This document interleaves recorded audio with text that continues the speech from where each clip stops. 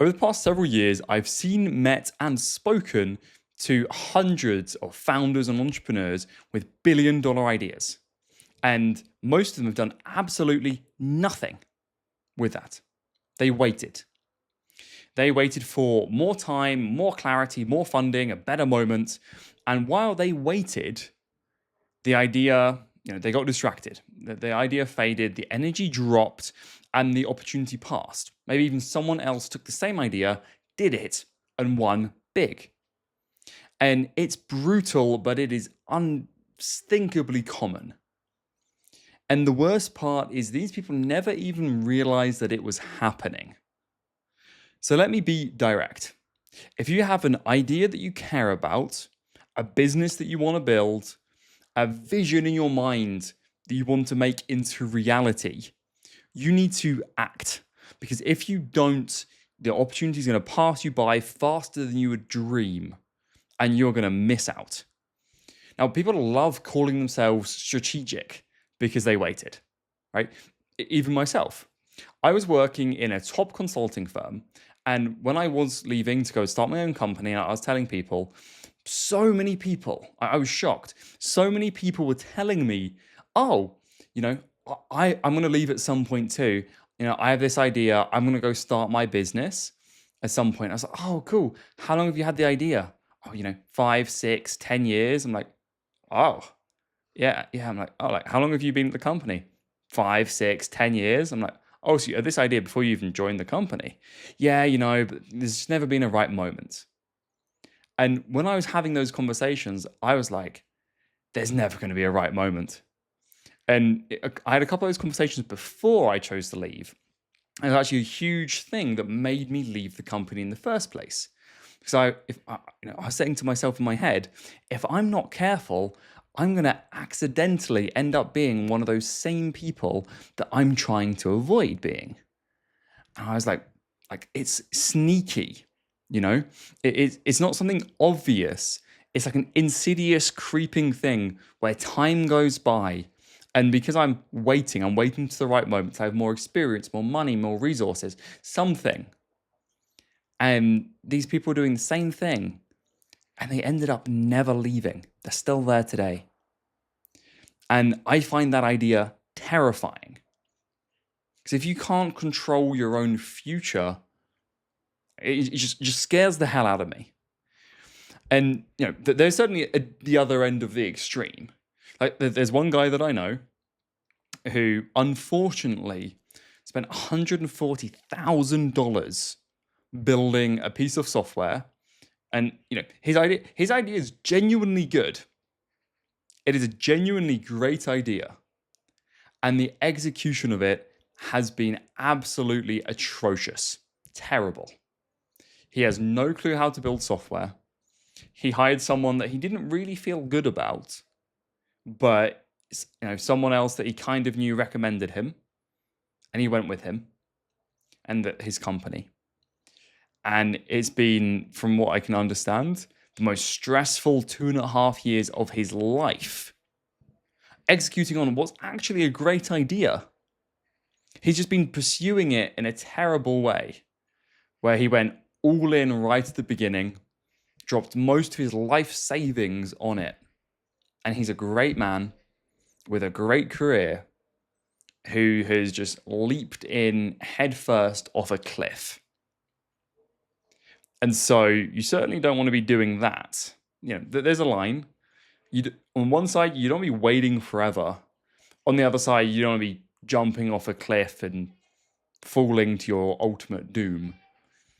But ultimately, both of those are going to lead to the same place, which is wasted time, wasted money, and ultimately, and most tragically, wasted potential. So if you're a business owner today and you see the opportunity for software or AI automation in your business, if you work in a job or a career, or you're an aspiring entrepreneur or founder, and you have a really great idea, maybe you see an opportunity where AI can transform a business or a process and make something better, you need to act, and act now. Because if you don't, it's going to sneak up on you, and suddenly 3, 4, or 5 years are going to pass. At the same time, don't go headfirst blindly in. which obviously leads to the question of, well, what should you actually do?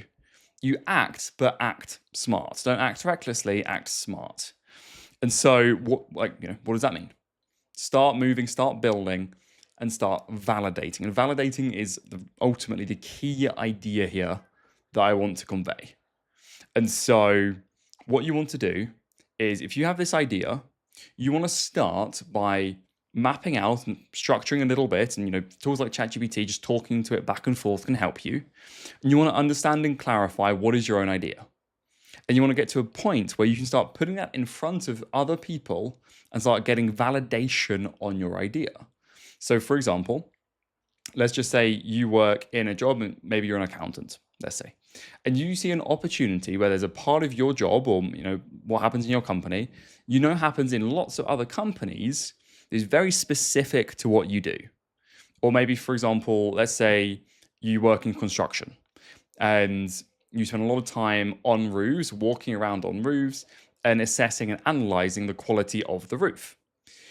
There might be an opportunity to, say, build a mobile application that makes it really, really easy for people to go around. Maybe they just talk like a voice note into the phone. They take pictures of the roof at the same time. And then maybe there's an AI that can take the picture, take the transcript of what you've said, and write out a report and include the pictures at the right place, right? Random idea, but maybe that's a good idea. But you're only going to have that idea if you've actually got some experience and you're aware of a real problem.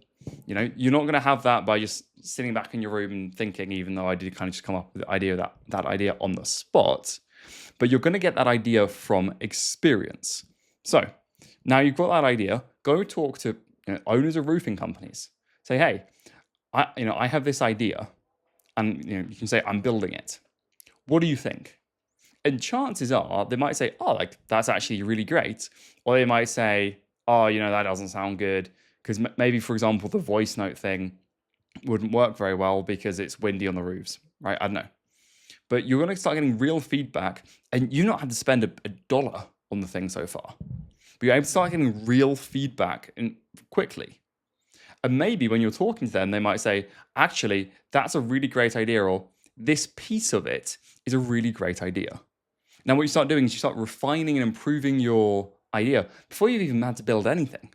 Before you spent a single dime, you already have some level of validation on your idea, right? And then, for example, the next thing you could do is you say, okay, so how can I actually start creating something visual that I can actually show people, which is almost the next step. Historically, that might be something like a clickable prototype in Figma. Figma is a design platform.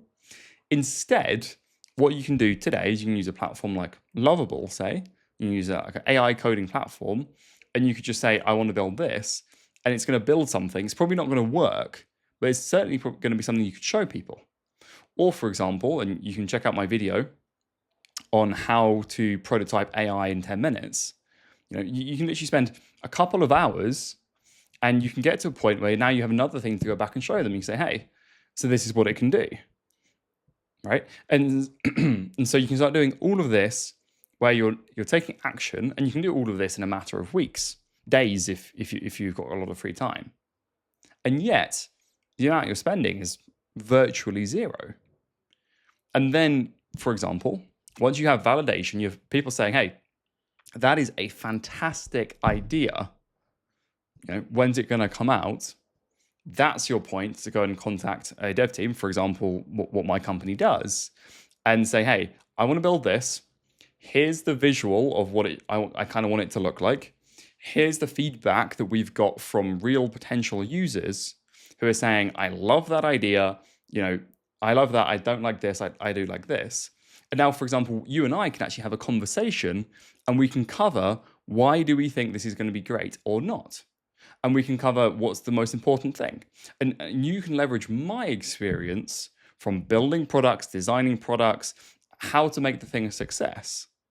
And as long as you feel like you trust the other person, and you've got this background experience of you understand what people want and what they don't want, now you can build an MVP, which means you're not going to build everything. You're building the smallest thing you can, but you're going to build that out. It's going to be so much cheaper, and you so much faster. So now, in a matter of 2 or 3 months, including that initial market research piece, you have a real thing that you have people paying you for. And now suddenly you have a business, right? And people mistake software and they think, oh, software is just this crazy profit margin business. That's true, but it's still a business, right? There's still significant expense involved in building the software and marketing and promoting it. So, for example, if you want to go and start a grocery store, you're going to need upfront capital to go rent or buy a location, kit it out so it's ready for, food or whatever it is you're going to be selling, and then going and buying inventory. Like, that takes a lot of time and a lot of money.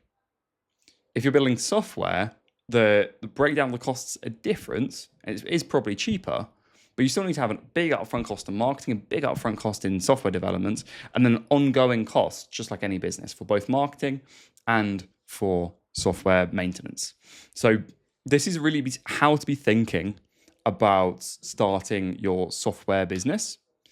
And I guess as a personal plea, I would say, please don't let your ideas go to waste. It's honestly one of the things I think is the most tragic in the world. Think about it, move fast, and hopefully succeed.